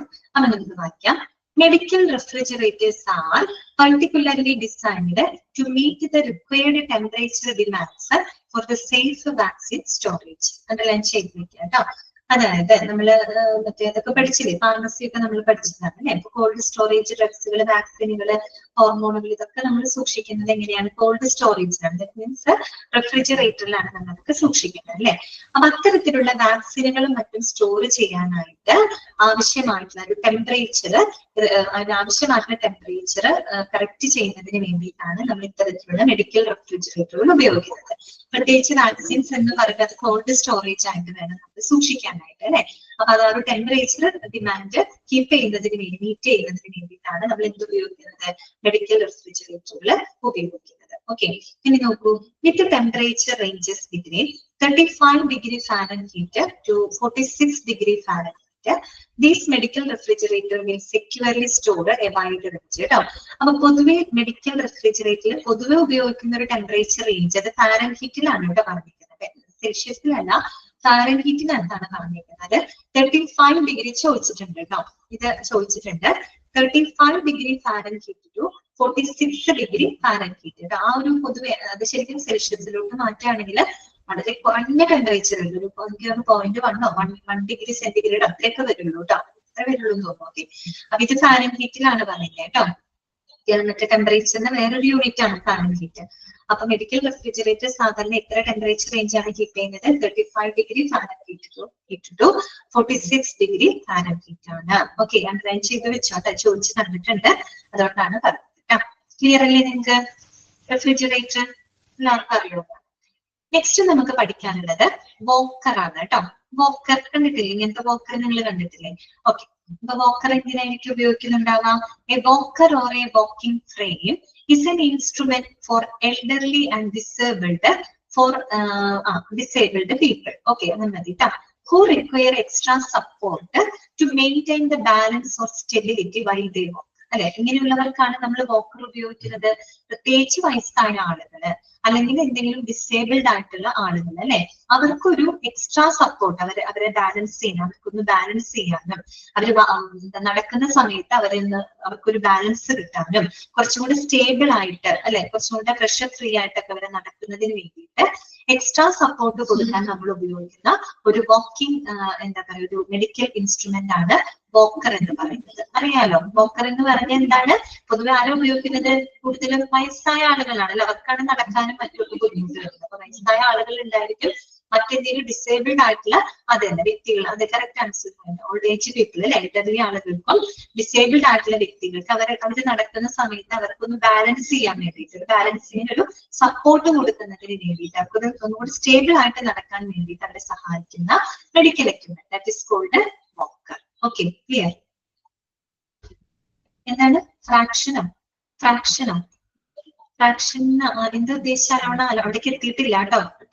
ഫ്രാക്ചർ. ഓക്കെ, ഓക്കെ, ഫ്രാക്ഷൻ ആണോ ഉദ്ദേശിച്ചു? ഫ്രാക്ചർ ആയിട്ടുള്ള ആളുകൾക്കൊക്കെ ഉപയോഗിക്കാം. നടക്കാൻ ബുദ്ധിമുട്ട് വരുമ്പോ അവർക്ക് ഒരു സപ്പോർട്ട് കൊടുക്കാൻ നോക്കാം. ഓക്കെ നൽകാം. ഓക്കെ, തന്നെ മാർക്ക് പോയതാണ്. ഞാൻ വേറെ ട്രാക്ഷൻ എന്ന് പറഞ്ഞിട്ടൊരു സംഭവം വരുന്നുണ്ട്, അതെങ്ങാനാണ് ഉദ്ദേശിച്ചതെന്ന് വെച്ചിട്ടാണ് വെച്ചിരിക്കാം. അടുത്തത് നെക്സ്റ്റ് വരുന്നതാണ് ട്രക്കിയോസ്റ്റമി. എന്താണ് ട്രക്കിയോസ്റ്റമി കേട്ടോ? ഇത് ചോദിച്ചിട്ടുണ്ട്. എന്താണ് ട്രക്കിയോസ്റ്റമി എന്ന് പറഞ്ഞാല്? ട്രക്കി എന്താണെന്നറിയാം അല്ലെ? ട്രക്കി എന്താണ്? നമ്മുടെ ശ്വാസനാളമാണ് കേട്ടോ. വിൻഡ് പൈപ്പ് എന്നൊക്കെ നമ്മൾ പറയില്ലേ, അതാണ് ട്രക്കി ഭാഗം. ഓക്കെ, അപ്പൊ ട്രക്കിയോസ്റ്റമി എന്ന് പറഞ്ഞാല് this is A surgical procedure consist of making an incision on the anterior aspect of the neck and opening a direct airway through an incision in the trachea. അല്ലെ, നമ്മുടെ ട്രക്കിയ എന്ന് വെച്ചാൽ നമ്മുടെ airway ആണ് അല്ലെ, നമ്മുടെ ശ്വാസനാളമാണ്. അപ്പൊ ഇവിടെ എങ്ങനെയാന്ന് വെച്ച് കഴിഞ്ഞാല് ഇതൊരു ട്രക്കിയോസ്റ്റമി എന്ന് പറഞ്ഞ രീതി സർജിക്കൽ പ്രൊസീജിയർ, ഇതൊരു സർജിക്കൽ പ്രൊസീജിയർ ആണ് കേട്ടോ. ഇവിടെ എങ്ങനെയാന്ന് വെച്ചാൽ നമ്മുടെ കഴുത്തിന്റെ മുൻഭാഗത്ത് നമ്മളൊരു ഓപ്പണിംഗ് ക്രിയേറ്റ് ചെയ്യണം. സർജിക്കൽ പ്രൊസീജിയർ ആണെന്ന് പറഞ്ഞല്ലോ, അപ്പൊ നമ്മുടെ കഴുത്തിന്റെ മുൻഭാഗത്ത് ഒരു ചെറിയൊരു ഇൻസിഷൻ, ഒരു ഓപ്പണിംഗ് ക്രിയേറ്റ് ചെയ്തിട്ട് നമ്മൾ അതിലൂടെ ഒരു ട്യൂബ് ഇൻസേർട്ട് ചെയ്യണം directly into the airway. നമ്മൾ ട്രക്കിയ എന്ന് പറഞ്ഞ എയർവേയിലൂടെ നേരിട്ട് നമ്മൾ ഒരു ട്യൂബ് കടത്തിവിടാം. സാധാരണഗതിയിൽ നമ്മൾ വായിലൂടെ നമുക്ക് കടത്തി വിട്ടാൽ മതി, പക്ഷെ ഇങ്ങനെ വായിലൂടെ കടത്തി വിടാൻ പറ്റാത്തൊരു സാഹചര്യം ഉണ്ടാവും. അതായത് ചിലപ്പോൾ വല്ല ക്യാൻസറോ മറ്റെന്തെങ്കിലും പ്രോബ്ലം ആണെങ്കിൽ ബ്ലോക്ക് ഒക്കെ വന്ന് കിടക്കുന്ന സിറ്റുവേഷനിൽ നമുക്ക് ചിലപ്പോൾ വായിലൂടെ കടത്തി വിടാൻ പറ്റില്ല. അപ്പൊ അങ്ങനെയുള്ള സിറ്റുവേഷനിൽ നമ്മൾ ചെയ്യുന്ന മാർഗം എന്താണെന്ന് വെച്ചാല് ഈ കഴുത്തിന്റെ മുൻഭാഗത്ത് ചെറിയൊരു മുറിവ് പോലെ ഉണ്ടാക്കും, ഒരു ഇൻസിഷൻ ഉണ്ടാക്കിയിട്ട് നമ്മുടെ ട്രക്കിയിലൂടെ നേരിട്ട് ട്യൂബ് അങ്ങോട്ട് ഇറക്കി വരും. കാരണം വായിലൂടെ കൊടുക്കാൻ പറ്റുന്നുണ്ടാവില്ല, അങ്ങനെയുള്ള സാഹചര്യത്തിലാണ് അത് ചെയ്യുക കേട്ടോ. അപ്പൊ അവിടെ ഒരു ചെറിയ ആ ഒരു സർജിക്കൽ പ്രൊസീജിയറിനെയാണ് നമ്മൾ ട്രക്കിയോസ്റ്റമി എന്ന് പറയുന്നത്. കഴുത്തിന്റെ മുൻഭാഗത്ത് ഒരു ഓപ്പണിംഗ് ക്രിയേറ്റ് ചെയ്യുന്ന ഒരു ഇൻസിഷൻ ക്രിയേറ്റ് ചെയ്തിട്ട് അതിലൂടെ നമ്മൾ എന്ത് ചെയ്യാണ്, എയർവേയിലൂടെ ഡയറക്റ്റ് ഒരു ഓപ്പണിംഗ് നമ്മൾ കൊടുക്കുകയാണ്. ട്യൂബ് വഴിയായിട്ട് ഒരു ഓപ്പണിംഗ് കൊടുക്കുന്ന ആ ഒരു സർജിക്കൽ പ്രൊസീജിയറിനെയാണ് നമ്മൾ ട്രക്കിയോസ്റ്റമി എന്ന് പറയുന്നത് കേട്ടോ. ക്ലിയർ ആയോ? ഓക്കെ. അപ്പൊ നമ്മുടെ വായിക്കാം. This surgical procedure consists of making an incision on the anterior aspect of the neck and opening a direct airway through an incision in the trachea. Okay, clear ആണല്ലോ. അടുത്തത് നമുക്ക് പഠിക്കാനുള്ളത് ക്രച്ചസ് ആണ് കേട്ടോ. ഇതാണ് ക്രച്ചസ്. ക്രച്ചസ് ഒക്കെ പിക്ചറൊക്കെ നിങ്ങൾ കണ്ടിട്ടുള്ളത്, ഇതൊക്കെ നിങ്ങൾ കണ്ടിട്ടുള്ളതാണ് അല്ലെ. എന്തിനാണ് ക്രച്ചസ് ഉപയോഗിക്കുന്നത്? Crutches are a kind of walking aid that help to enhance the size of an individual's base of support. Underline ചെയ്ത് വെക്കുക കേട്ടോ. Crutches എന്ന് പറഞ്ഞാൽ എന്താണ്? These are the kind of walking aid that help to enhance the size of an individual's base of support. അതായത് ഒരു വ്യക്തിയുടെ ആ ഒരു ബേസ് ഓഫ് സപ്പോർട്ട്, അതായത് ഓരോ വ്യക്തികളുടെ ശരീരഭാരത്തിനനുസരിച്ച് അവർക്ക് ഒരു ബേസ് സപ്പോർട്ട് കൊടുക്കുന്നതിന് വേണ്ടിയിട്ട് സഹായിക്കുന്ന ഒരു വാക്കിംഗ് എയ്ഡ് ആണ് ഇത് ക്രച്ചസ് എന്ന് പറയുന്നത് കേട്ടോ. Okay, they carry weight from the legs to the upper body and are many a time used by people who are unable to their legs to support their weight, rapidly from short-term injuries to long-lasting disabilities.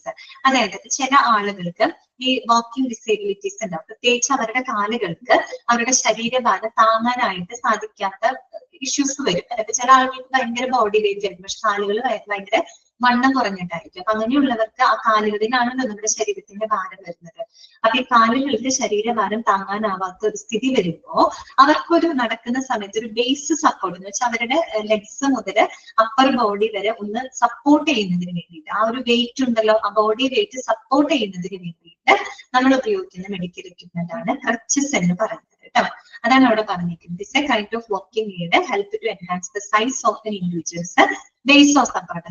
ഒരു വ്യക്തിയുടെ ആ leg മുതൽ upper body വരെയുള്ള ഭാഗങ്ങളെ support ചെയ്യുന്നതിന് വേണ്ടിയിട്ട് കൊടുക്കുന്ന, ആ ഒരു ബോഡി വെയിറ്റ് ബാലൻസ് ചെയ്യുന്നതിന് വേണ്ടിയിട്ട് കേട്ടോ, അതിന് വേണ്ടി കൊടുക്കുന്ന ഒരു വാക്കിംഗ് എയ്ഡ് ആണ് ക്രച്ചസ് എന്ന് പറയുന്നത് കേട്ടോ. പൊതുവെ കാര്യം മനസ്സിലായല്ലോ. പിന്നെ എന്താണെന്ന് വെച്ചാൽ from short time injuries to long lasting disease. ചിലർക്ക് ഈ ഷോർട്ട് ടൈം ഇഞ്ചുറി പറ്റിയിട്ട് പറ്റുന്ന ആളുകൾക്കും അതുപോലെ വളരെ ലോങ് ലാസ്റ്റിംഗ് ആയിട്ടുള്ള വൈകല്യങ്ങളുള്ള ആളുകളും ഇത്തരത്തിലുള്ള ക്രച്ചസുകൾ ഉപയോഗിക്കാം. കാര്യം ഈ ഡിസേബിൾ ആവുമ്പോൾ അവർക്ക് അവരുടെ ബോഡി വെയിറ്റ് താങ്ങാൻ ചിലപ്പോൾ അവർക്ക് ഒറ്റയ്ക്ക് താങ്ങാൻ പറ്റാത്ത സിറ്റുവേഷനിലാണ് ഇങ്ങനെയുള്ള ക്രച്ചസ് അവിടെ ഉപയോഗപ്പെടുത്തുന്നത്. കുറച്ചും കൂടെ ഫ്രീ ആയിട്ട് അവർക്ക് എന്ത് ചെയ്യാൻ പറ്റും, കുറച്ചും കൂടെ നടക്കാനായിട്ട് അവർക്ക് സാധിക്കും കേട്ടോ. Crutches are of 3 types. Crutches പ്രധാനമായിട്ടും 3 ടൈപ്പാണുള്ളത്. 3 എണ്ണത്തിന് ഫിഗറുകൾ കൊടുത്തിട്ടുണ്ട് കേട്ടോ. ഒന്ന് ആക്സിലറി ക്രച്ചസ് ആണ് കേട്ടോ. അത് ഫസ്റ്റ് വൺ കണ്ടിട്ടുണ്ടാവും, ആക്സിലറി ക്രച്ചസ്. രണ്ടാമത്തത് elbow crutches. Okay, elbow crutches. Then third one gutter crutches. ഇത് 3 ടൈപ്പാണ് കേട്ടോ. ഇതില് ഫസ്റ്റ് കാണുന്നത് ആക്സിലറി ക്രച്ച്. ഈ കണ്ടിട്ടുണ്ടല്ലോ, നമ്മുടെ സിനിമയിലും മറ്റൊക്കെ കണ്ടിട്ടുണ്ട്. ആക്സിലറി ക്രച്ച് എന്ന് പറയുമ്പോൾ ഇതിന് നമ്മൾ പൊതുവെ അണ്ടർ ആം ക്രച്ചസ് എന്നൊക്കെ പറയും. ഇപ്പൊ നമ്മള് അണ്ടർ ആമിലാണല്ലോ വെക്കുന്നത്. ദാറ്റ് മീൻസ് നമ്മുടെ അണ്ടർ ആമിലാണ് ഈ ഒരു ആക്സിലറി ക്രച്ച് നമ്മൾ പ്ലേസ് ചെയ്യുന്നത്, അവിടെ ഫിറ്റ് ചെയ്യുന്നു. അപ്പോൾ നമുക്ക് ആ ഒരു ബോഡി വെയിറ്റ് അവിടെ താങ്ങാനായിട്ട് സാധിക്കും. എൽബോ ക്രച്ച് എന്ന് പറയുമ്പോൾ എൽബോ എന്ന് വെച്ചാൽ നമ്മുടെ കൈമുട്ടാണ് അല്ലെ. പിന്നെ ഒരു കാര്യം ഓർക്കുക, ആക്സിലറി ക്രച്ചസ് ഒക്കെ സാധാരണ ഉപയോഗിക്കുന്ന ഷോർട്ട് ടൈം ഇഞ്ചുറികൾക്കൊക്കെ ഉപയോഗിക്കാം കേട്ടോ. ഷോർട്ട് ടൈം ഇഞ്ചുറി ഒക്കെ പറ്റിയിട്ടുള്ള കേസുകളിലൊക്കെയാണ് പൊതുവെ ആക്സിലറി ക്രച്ചസുകൾ ഉപയോഗപ്പെടുത്തുന്നത്. എൽബോ ക്രച്ച് എന്ന് പറയുമ്പോൾ എൽബോ നമ്മുടെ കൈമുട്ടുണ്ടല്ലോ, കൈമുട്ടിന്റെ അവിടേക്കാണ് ഇത് ഫിറ്റ് ചെയ്യുന്നത് അല്ലെ. അപ്പോ ആ രീതിയിൽ എന്താ പറയുക, ഒരു ബേസ് സപ്പോർട്ട് കൊടുക്കുന്നത്. ഇത് പൊതുവെ ലോങ് ലാസ്റ്റിംഗ് ഡിസേബിലിറ്റി ഒക്കെ ഉള്ള ആളുകളാണ് പൊതുവെ എൽബോ ക്രച്ചസ് ഉപയോഗിക്കുക കേട്ടോ. പിന്നെ ഗട്ടർ ക്ലച്ചസ് ഉണ്ട്. ഗട്ടർ ക്ലച്ചസ് ഒരു പ്ലാറ്റ്ഫോം പോലെ ഒരു സ്ട്രക്ചർ ഉണ്ടായിരിക്കും.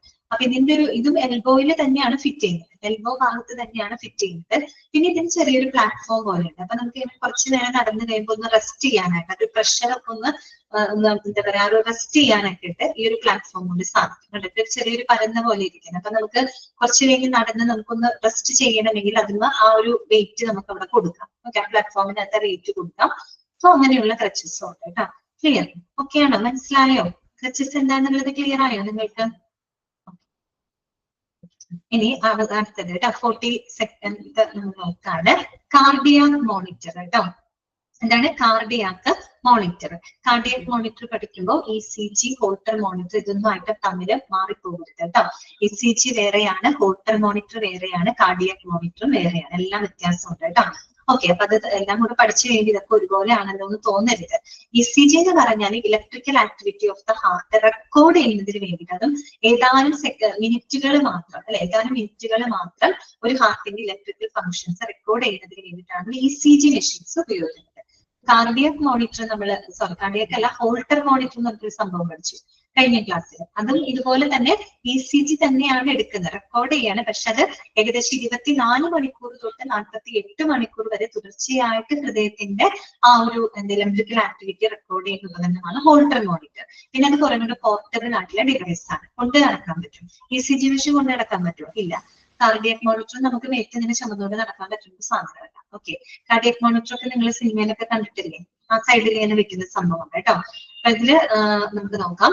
The cardiac monitor is an equipment that exhibits, underline ചെയ്യാം കേട്ടോ, that exhibits the electrical and pressure wave forms of the cardiovascular system for the measurement and treatment. അതായത് നമ്മുടെ cardiovascular സിസ്റ്റത്തിന്റെ ഈ പറയുന്ന ഇലക്ട്രിക്കൽ ഫംഗ്ഷൻസ്, പ്രഷർ ഫംഗ്ഷൻസുകളൊക്കെ എക്സിബിറ്റ് ചെയ്യുന്നതിന്, അല്ലെ, അതൊരു റിയൽ ടൈം മോണിറ്ററിംഗ് ആണ്. കണ്ടിന്യൂസ് ആയിട്ട് ഇങ്ങനെ റെക്കോർഡ് അല്ല അവിടെ നടക്കുന്നത്, ഇങ്ങനെ തത്സമയം കണ്ടിന്യൂസ് ആയിട്ട് ഇങ്ങനെ മോണിറ്റർ ചെയ്ത് എക്സിബിറ്റ് ചെയ്ത് കാണിക്കുന്ന ഒരു എക്യുപ്മെന്റ് ആണ് കാർഡിയാക് മോണിറ്റർ, അല്ലെ. അല്ലാണ്ട് അവിടെ റെക്കോർഡ് ചെയ്യല്ല, ഈ വ്യക്തിയുടെ റിയൽ ടൈം ഒരു എന്താ പറയാ മോണിറ്ററിംഗ് ആണ് അവിടെ നടക്കുന്നത് കേട്ടോ.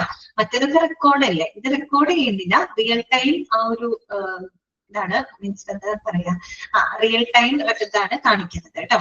മീൻസ് ആ ഒരു ഫംഗ്ഷൻ ആണ് ഇവിടെ കാണിക്കുന്നത്. അപ്പൊ നോക്ക്, cardiac monitor is an equipment that exhibits the electrical and the pressure waveforms of the cardiovascular system for the measurement and the treatment. Underline ചെയ്ത് വെക്കുക. ഇതിൽ കാർഡിയോവാസ്കുലർ സിസ്റ്റം എന്ന് പറയുമ്പോൾ ഹൃദയത്തിന്റെ മാത്രമല്ല കേട്ടോ, നമ്മുടെ ഈ ശ്വാസോച്ഛ്വാസവുമായിട്ട് ബന്ധപ്പെട്ടത്. ഓക്കെ, ശ്വാസകോശവുമായിട്ട് ബന്ധപ്പെട്ട പാരാമീറ്റേഴ്സുകളും ഇതിനകത്ത് കൃത്യമായിട്ട് എന്ത് ചെയ്യുന്നുണ്ടാവും, മോണിറ്റർ ചെയ്യുന്നതായിരിക്കും കേട്ടോ. Parameters particular to respiratory function, അല്ലെ, നമ്മുടെ റെസ്പിറേറ്ററി ഫംഗ്ഷനുമായിട്ട് ബന്ധപ്പെട്ട പാരാമീറ്ററുകളും ഇതിൽ കൃത്യമായിട്ട് എന്ത് ചെയ്യുന്നുണ്ടാവും, കാൽക്കുലേറ്റ് ചെയ്യുന്നുണ്ട് കേട്ടോ. It is the most commonly used in emergency rooms and critical care areas to observe the post operative patients. അതുപോലെ patients with critical electrolyte imbalances and other unstable patients കേട്ടോ. അപ്പോ പൊതുവെ നമ്മൾ ഇത് ഉപയോഗിക്കുന്നത് എവിടെയാണെന്നറിയോ, എമർജൻസി റൂമുകളിൽ, അതുപോലെ തന്നെ ക്രിട്ടിക്കൽ കെയർ ഏരിയ, ICU പോലെയുള്ള ക്രിട്ടിക്കൽ കെയർ ഏരിയാസിലൊക്കെ ഇത് കണ്ടിട്ടുണ്ടാവും, അല്ലെ, ഇതിങ്ങനെ ഉപയോഗിക്കുന്നുണ്ട്. പ്രത്യേകിച്ച് എന്തിനു വേണ്ടിയിട്ടാണ്, to observe the post operative patients, അല്ലെ, ഓപ്പറേഷൻ ഒക്കെ കഴിഞ്ഞിട്ട് കൊണ്ടുവരുന്ന പേഷ്യൻസ് ഒക്കെ ഉണ്ടല്ലോ. അപ്പൊ അവരെ ഇങ്ങനെ കണ്ടിന്യൂസ് ആയിട്ട് നമ്മൾ അവരുടെ റെസ്പിറേറ്ററി ഫംഗ്ഷനും കാർഡിയക് ഇതെല്ലാം നമ്മൾ കണ്ടിന്യൂസ് ആയിട്ട് മോണിറ്റർ ചെയ്യാം. അപ്പൊ അതിന് വേണ്ടിയിട്ട് ഈ ഒരു എക്യുപ്മെന്റ് അവിടെ ഉപയോഗപ്പെടുത്തുന്നുണ്ട് കേട്ടോ. അതുകൂടാതെ patients with critical electrolyte imbalances, പ്രത്യേകിച്ച് ഡയാലിസിസ് ഒക്കെ നടത്തുന്ന പേഷ്യൻസ് ഉണ്ടല്ലോ, അവർക്കൊക്കെ ഇലക്ട്രോലൈറ്റ് ഇംബാലൻസസ് ഭയങ്കരമായിട്ട് ഉണ്ടാവും, അല്ലെ. അപ്പൊ അങ്ങനെയുള്ള പേഷ്യൻസിന്റെ കണ്ടീഷൻസിനെ നമുക്ക് മോണിറ്റർ ചെയ്യുന്നതിന് വേണ്ടിയിട്ട് നമ്മൾ എന്താണ് ഉപയോഗിക്കുന്നത്, കാർഡിയാക് മോണിറ്റർ ആണ് ഉപയോഗിക്കുന്നത്. ക്ലിയർ? ഓക്കെ, ഏറ്റവും ലാസ്റ്റൊക്കെ വരുന്നതാണ് ട്രാക്ഷൻ ആണ് കേട്ടോ. എന്താണ് ട്രാക്ഷൻ? ട്രാക്ഷൻ എന്ന് പറയുന്നത് ഈ പിക്ചർ നിങ്ങൾ നോക്കുക, ഈ മൊത്തത്തിലുള്ള ഈ ഒരു സംവിധാനത്തിനെയാണ് നമ്മൾ ട്രാക്ഷൻ എന്ന് പറയുന്നത് കേട്ടോ. ഓക്കെ, അതായത് നമുക്ക് അധികം പരിചയം ഉണ്ടാവില്ല, ട്രാക്ഷൻ എന്ന വാക്ക് അത്ര പരിചയം ഉണ്ടാവില്ല. അപ്പൊ ഈ പിക്ചർ നോക്കിയാൽ മതി കേട്ടോ. Traction is a set of mechanisms to straighten broken bones or relieve pressure on the spine and bones. Underline ചെയ്ത് വെക്കാം കേട്ടോ. എന്താണ് ട്രാക്ഷൻ? Is a set of mechanisms to straighten broken bones or relieve the pressure on the spine and bones. നമ്മുടെ spine അല്ലെ, നമ്മുടെ നട്ടില് അല്ലെങ്കിൽ നമ്മുടെ ബോൺസ് എല്ലുകളിലൊക്കെ വരുന്ന ആ ഒരു പ്രഷർ റിലീവ് ചെയ്യുന്നതിനും അതുപോലെ പൊട്ടിപ്പോയിട്ടുള്ള എല്ലുകളൊക്കെ സ്ട്രെയിറ്റൻ ചെയ്യുന്നതിനുമായിട്ട് നമ്മൾ ഉപയോഗിക്കുന്ന ആ ഒരു സെറ്റ് ഓഫ് മെക്കാനിസംസിനെയാണ് നമ്മൾ എന്ത് പറയുന്നത്, ട്രാക്ഷൻ എന്ന് പറയുന്നത്. ക്ലിയർ ആയല്ലോ? ട്രാക്ഷൻ എന്തിനു വേണ്ടിയിട്ടാണ് നമ്മൾ ഉപയോഗിക്കുന്നത്? നമ്മുടെ സ്പൈൻ ബോൺസിനൊക്കെ ഉള്ള പ്രഷർ കുറയ്ക്കാനും അതുപോലെ പൊട്ടിപ്പോയിട്ടുള്ള എല്ലുകളൊക്കെ നമുക്ക് സ്ട്രെയിറ്റൻ ചെയ്യുന്നതിനും മറ്റുമായിട്ട് നമ്മൾ ഉപയോഗിക്കുന്ന ആ ഒരു സെറ്റ് ഓഫ് മെക്കാനിസംസിനെയാണ് നമ്മൾ ട്രാക്ഷൻ എന്നതുകൊണ്ട് ഉദ്ദേശിക്കുന്നത് കേട്ടോ. There are mainly 2 types of traction. 2 type ഉണ്ടെന്നാണ് പറയുന്നത് കേട്ടോ. സ്കിൻ ട്രാക്ഷൻ ഉണ്ട്, സ്കെൽറ്റൽ ട്രാക്ഷൻ ഉണ്ട്. സ്കിൻ ട്രാക്ഷൻ ഉണ്ട്, സ്കെൽറ്റൽ ട്രാക്ഷൻ. സ്കിൻ ട്രാക്ഷൻ എന്ന് പറയുമ്പോൾ നമ്മൾ അവിടെ ആ ഫോഴ്സ് കൊടുക്കുന്നത് സ്കിന്നിലോട്ടായിരിക്കും.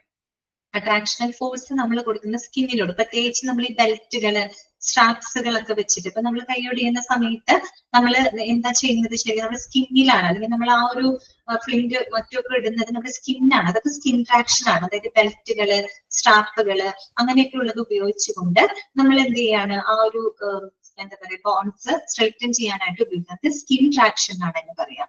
സ്കെൽറ്റൽ ട്രാക്ഷൻ എന്ന് പറഞ്ഞാൽ നേരിട്ട് നമ്മൾ ബോൺസിലോട്ടാണ് ആ ഒരു ട്രാക്ഷണൽ ഫോഴ്സ് കൊടുക്കുന്നത്. ചില ബോൺസുകളിൽ സ്ക്രൂ ഒക്കെ വെച്ചിട്ടൊക്കെ തിരിച്ച് അങ്ങനെ നമ്മൾ സ്ട്രെയിറ്റൻ ചെയ്യില്ലേ, അതിനെയാണ് നമ്മൾ skeletal traction.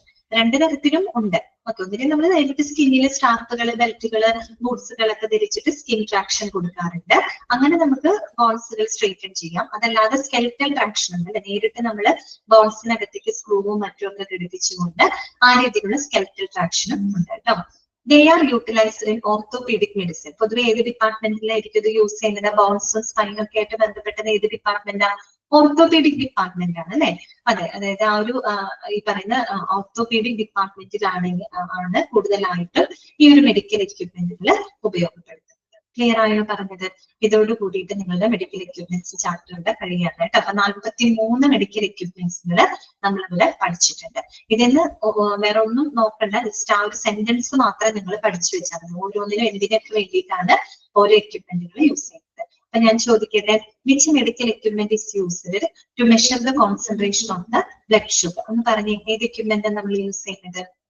Which medical equipment that is used to measure the proper concentration of the glucose in the blood? എന്താണ്?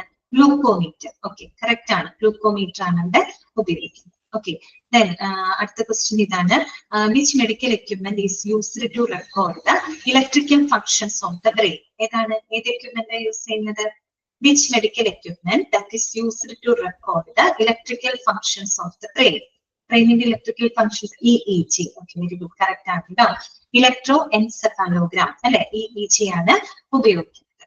ഓക്കെ, ക്ലിയർ ആണല്ലോ. ദെൻ പിന്നെ അടുത്തത് വിച്ച് മെഡിക്കൽ എക്യുപ്മെന്റ് വിച്ച് അത് അടുത്തത് നോക്കാം. വേറെ ഒന്നുണ്ടല്ലോ, എന്താണത്?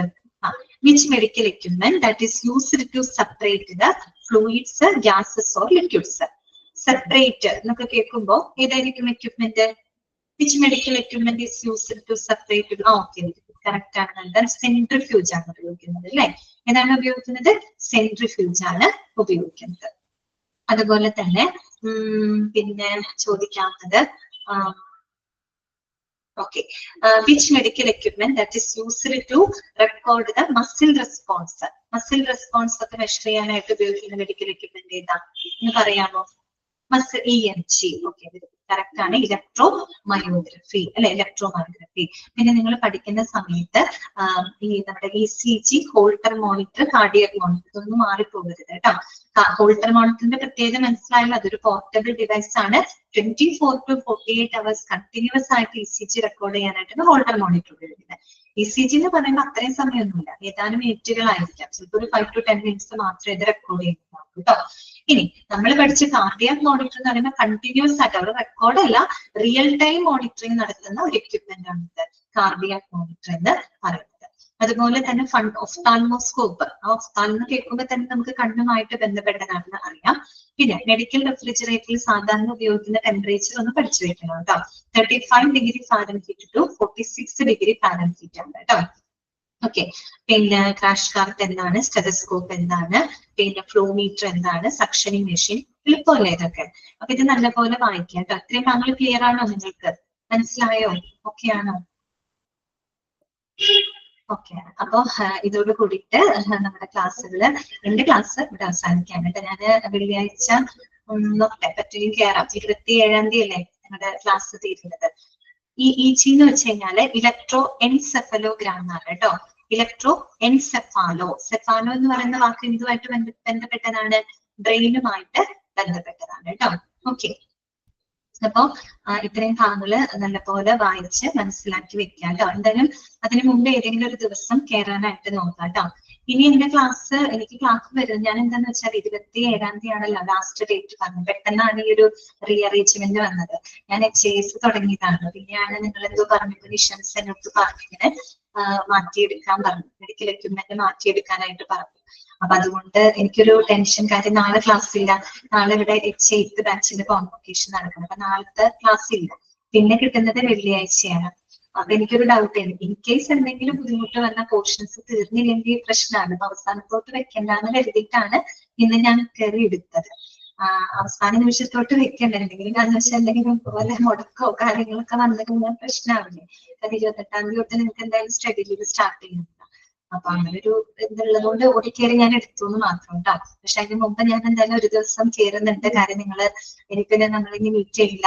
അപ്പോ പറ്റുന്നുണ്ടെങ്കിൽ അവർ കയറണമെങ്കിൽ അത് ഓപ്ഷൻ എന്തെങ്കിലും പറ്റുന്നുണ്ടെങ്കിൽ അത് ചെയ്യുക കേട്ടോ. അത് കഴിഞ്ഞ് നമുക്ക് ഗുഡ് ബൈ പറയാം. ഓക്കെ. പിന്നെ എന്താണ്, ഇൻ കേസ് ഇനി എന്താണ് എനിക്ക് ഭയങ്കര ഇഷ്ടമുള്ള ഒരു ബാച്ചാണ് കേട്ടോ. ഞാൻ പ്രത്യേകം പറയുകയാണ്, എനിക്ക് ഒരുപാട് ഇഷ്ടമുള്ള ഒരു ബാച്ചാണ്. നല്ല കുട്ടികളാണ്, അത്യാവശ്യം പഠിക്കാനൊക്കെ ഇൻട്രസ്റ്റ് ഉള്ള ആൾക്കാരാണെന്ന് അറിയാം. അപ്പൊ ഇനിയിപ്പോ കാണും, ഒരു പ്രാവശ്യം കൂടെ കാണുമെന്ന് വിചാരിക്കുന്നു. കാണാൻ പറ്റിയില്ലെങ്കിൽ എവിടെയെങ്കിലും വെച്ച് നമുക്ക് മീറ്റ് ചെയ്യാം കേട്ടോ. എനിക്ക് ഒരുപാട് സന്തോഷമുണ്ട്. നല്ല കുട്ടികളാണ്. അപ്പോ ഓക്കെ. അപ്പൊ എനിക്ക് ഞാൻ ഫസ്റ്റ് വരുന്ന 8th ബാച്ചിലാണ് ഫസ്റ്റ് വരുന്നത്.